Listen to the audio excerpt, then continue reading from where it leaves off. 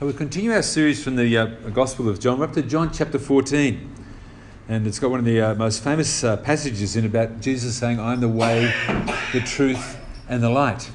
And I want to just take that idea of what does truth mean? Because when I use the word truth, it is different from the person I'm speaking to. And if you had 10 people, you have 10 different opinions. So when people say what is true, they don't always come up with the same answer. Now it's interesting, in the recent same-sex debate, there'd be a number of Christians who would stand and say, "I believe that God thinks such and such," or "I believe the Bible teaches such and such." Now that's great for a Christian to say that, but as a Christian, yes, God and the Bible is our foundation. But if a person's not a Christian, they just say, "Well, why'd you bother talking about the Bible? It's just a book. I don't read it, it has nothing to do with my life, and it's not part of my way of working out truth." And so people would say, your belief in the Bible is a baseless assumption. So if you're going to argue with people, you've got to say, I need to be thinking, how do you perceive truth, and argue in what you think is the right way to work out a solution. So when you think about what is truth, what is life, what is purpose, they're all kind of linked in together. So here's some quotes. So Rick Riordan, in a book called The Lightning Thief, said, "If my life is going to mean anything, I have to live it for myself." So where's the purpose of life? It's found within me. Or as Erich Fromm, a famous old writer, wrote, "There is only one meaning of life, and that is living it." And I'm thinking, well, that's just a tautologist just repeating himself there. Annis Nin, in her Diary of Annis, wrote this: "There is not one big cosmic meaning for all. There is only the meaning we each give to our life, an individual meaning, an individual plot, like an individual novel, a book for each person." And so there's a whole lot of people would say, where's the purpose of life found? I look within myself. And so there'll be a whole lot of people in our society, that's where life begins, that's where truth begins, that's where everything begins, is what is my opinion, is the absolute that they hold. Or you can be like the Dalai Lama, who says the purpose of life is happiness. And that's great, but what does it mean to be happy? Or what makes you happy? Now for some, they would say the purpose of life is not there, it's unattainable. Others would say, just look within yourself, you'll find it. Others would say, look for happiness, or look for love, or look for joy, or look for meaning. And others would just say, just find it wherever you can. Now it's interesting, Leo Tolstoy, who's a great writer of the past, says the sole purpose for the meaning of life is to serve humanity. And if you pick up on his Christian heritage, he's picking up half the commandments. Love the Lord your God with your heart, soul and mind. Number 2, love your neighbour. So Leo Tolstoy says, in the loving of your neighbour you find your purpose. So is it things like happiness? Who can remember the song, "Pack up your troubles in your old kit bag and smile, smile, smile"? Right, that was written back in 1915. But on the 10th of February in 1942, Felix Powell, the man who wrote the music for that song, "Smile, smile, smile, pick up your troubles in your old kit bag," had his service gun, turned it towards himself and shot himself through the heart and committed suicide. And you're kind of thinking, why did he just not sing "Pack up your troubles in your old kit bag"? What happened to him that suicide was his option? A modern Christian writer, Max Lucado, puts it rather beautifully. He says, "The philosophers can debate about the meaning of life, but what we really need is a Lord who can declare the meaning of life." So for you and I as Christians, our meaning of life is not found within ourselves, but it's found beyond ourselves in who God is, because he gives the definition to everything. So what I want to do this morning, the first part, is probably going to sound like a philosophy lecture, but is look at how do people work out truth. Because when you start thinking, how do people think truth, it makes it easier for you to work out how do you communicate and contact with those type of people. Now there are some people, if you follow the school of Plato, that you believe that you will work out the truth without referring to your senses. So Plato says true truth is not found in sight, taste, feel and touch, because they are inaccurate, but it's found within your mind, that you reason through what's the right answer. He said the material world that we see, that we touch, that's illusionary. Truth is found within your head. So he would do it by reasoning. The second way people do it is by experimentation. So you investigate something, you organise the data, you create a working principle, so I think this is what's going to do it, and then you act upon that principle. So it says, the sense of data collection and making responses. Now, there's not many people who fall in that category, although a lot of people think they do. It's the next one that a lot of people actually use, which is feelings or instinct. So you say, how do you know that's true? You say, I just had a gut feeling, or I had a hunch, or I sense it's the right thing to do. So someone says, I noticed that you're picking such and such horse on the Melbourne Cup. How'd you do that? It says, I just like the name.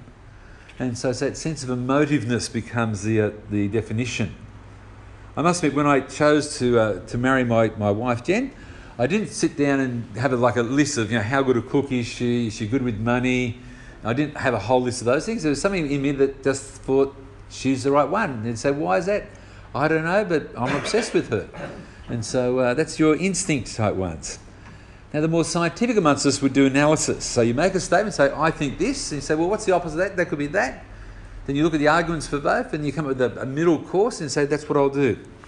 Or there's a whole lot of people just grab all the ideas I've said and they do a bit of mix and match to create what they do. So what's the problem in people who find truth within that type of thinking? The first thing is that people aren't 100% objective.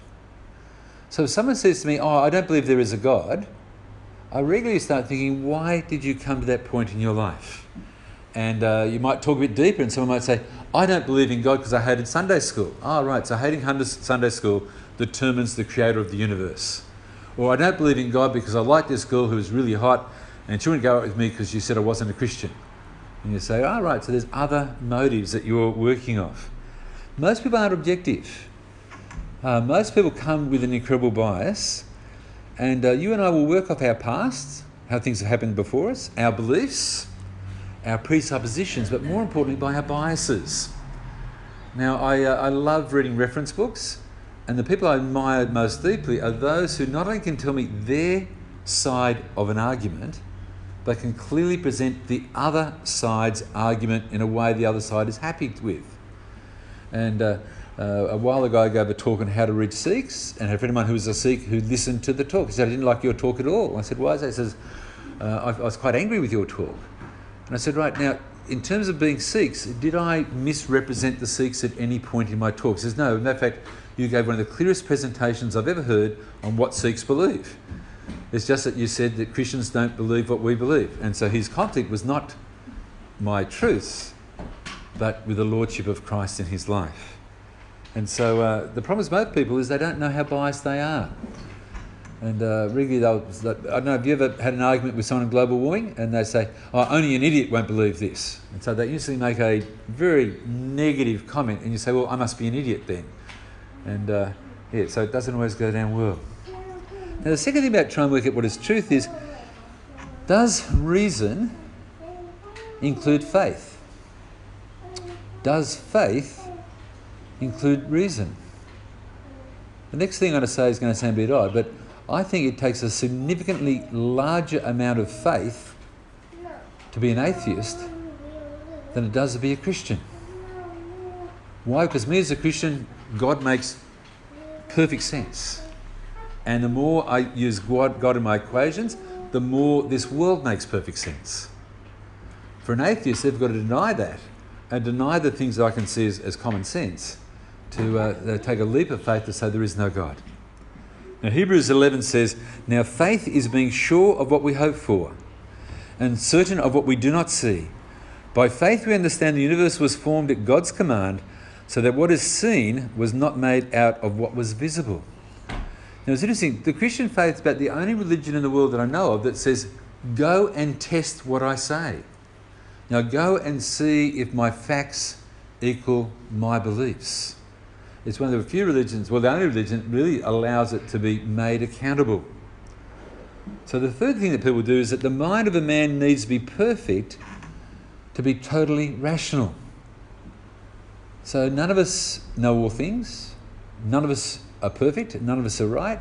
We all are marred and scarred in our thinking, so therefore there's quite often our conclusions will equally be marred. Jeremiah puts it very powerfully in Jeremiah 17:9. The heart is deceitful above all things and beyond cure. Who can understand it? Or in Jeremiah 4:14, O Jerusalem, wash the evil from your heart and be saved. How long will you harbour wicked thoughts? The Bible clearly says that you and I have a sinful character, a sinful nature. And this will distort all that we think and all that we do. Now, there's a whole lot of people out there who think everything they think is perfect without anything wrong, and they're regularly flawed in their thinking. In my diabetes, I've been trying to find low-carb things, and at the moment my big quest, and it's an amazing quest, is can you get flour that has no carbs? Very simple question. And I did what any wise person did. I Googled it. And I came to this great website that said, here's a way to get low-carb flour. And I thought this was absolutely fantastic. I was getting all excited, thinking I can make like pancakes. And so I went down the shop with great joy to buy the product it said. And it said this product only has 10% carbs. I thought, fantastic, get to the shops, turn the packet over, 68% carbs. And I'm thinking, Google lied to me. And I think, how can that be? How can Google make a mistake? Why? Because it's made by sinful man. So what about those who say, look, I investigate everything. I'm a good researcher. I know everything. Do we know everything? See, it's interesting. People regularly use scientism, the worship of science, as an excuse to not be Christians. But science only describes, it does not explain. So science can say, this is how the Big Bang happened. It comes to Christians to say, this is who made the Big Bang. And so it's a massive jump where science say, oh, I know all things. He said, no, you don't know how to explain things. You don't know why they have occurred. And the other hard part is that many people who think they're being honest and truthful will not admit to the assumptions they work off.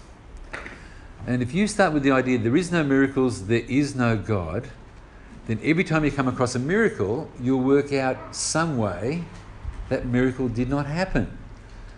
And so in the Bible, when it says that Jesus came across a man who'd been born blind, and he cures the man who'd been born blind and he can now see, the person says, oh, the guy obviously faked it for 40 years. He was faking being blind. From the moment he was a baby, he thought, I'll just fake being blind. You're thinking, which is easier to believe? A guy faked being blind for 40 years, or Jesus cures the blind man? So how do people know anything? For some people there's instinct, that inborn pattern of that's common to all people. Others will rely on their feelings, others will rely on their senses, others rely on intuition. But the Bible warns us that each of those things is flawed.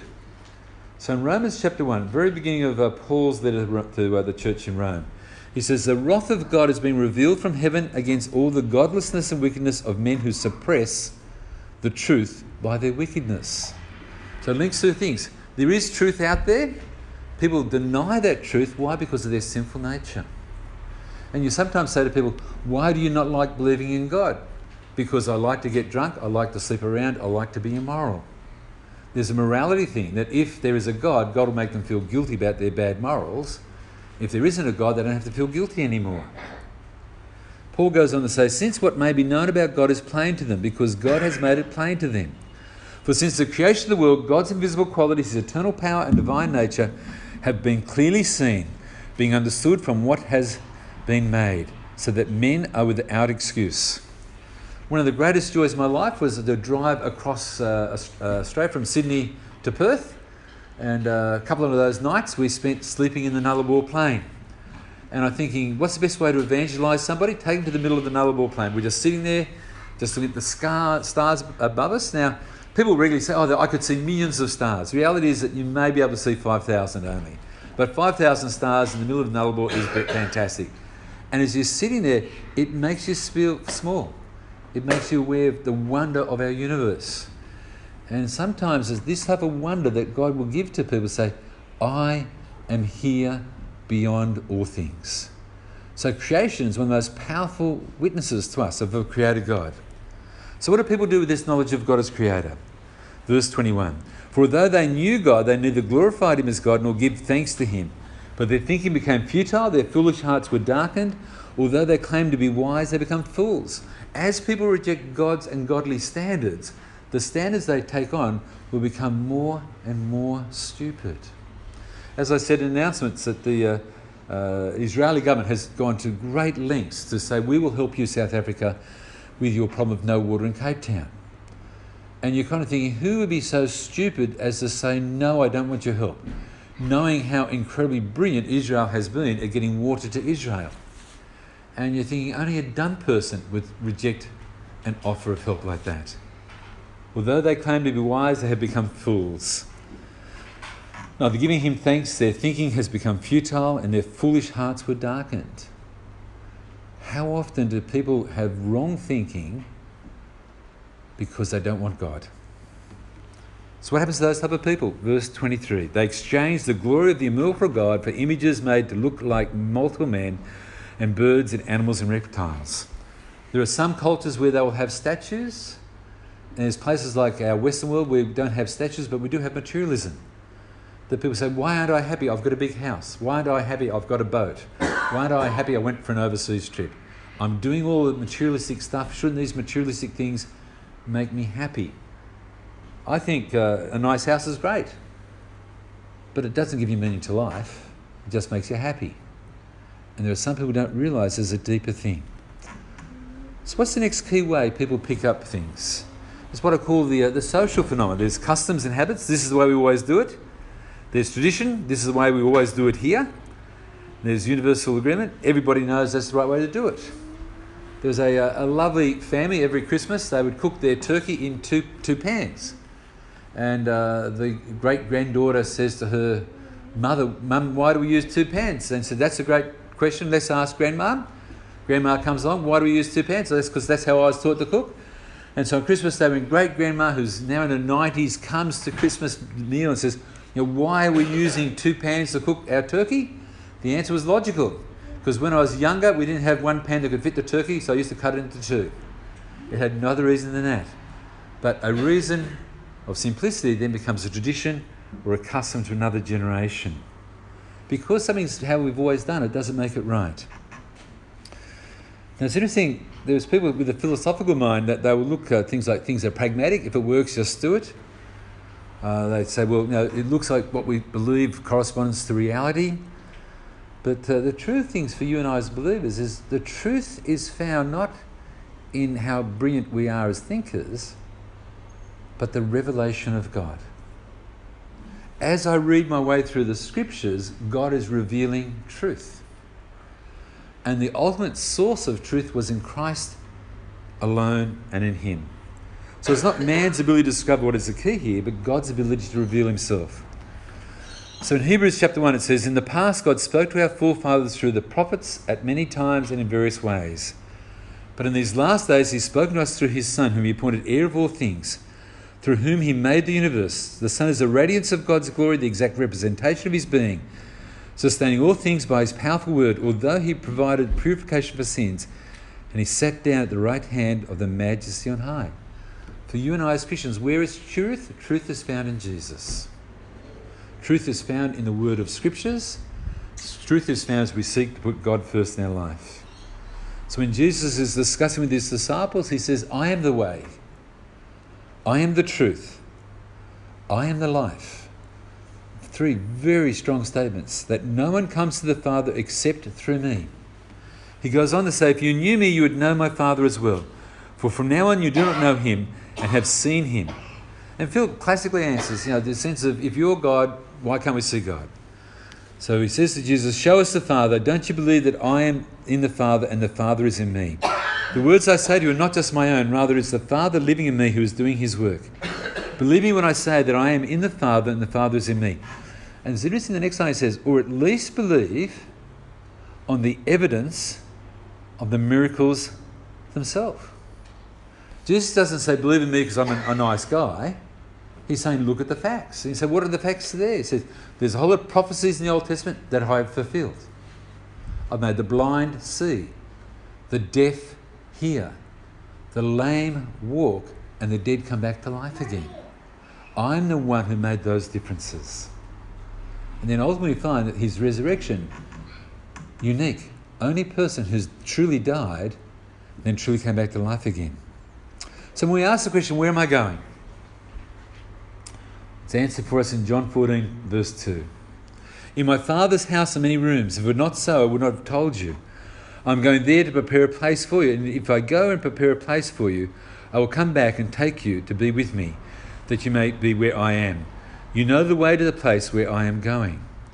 C.S. Lewis puts it very beautifully. He says, if we find ourselves with a desire that nothing in this world will satisfy, the most probable explanation is that we were not made for this world but for another. For me as a Christian, my assurance is eternity. This week, everyone's been talking about Billy Graham getting to his 99th year and then dying.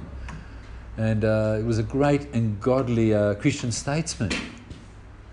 But he himself saw that his true life was not here on earth, but the future life in heaven.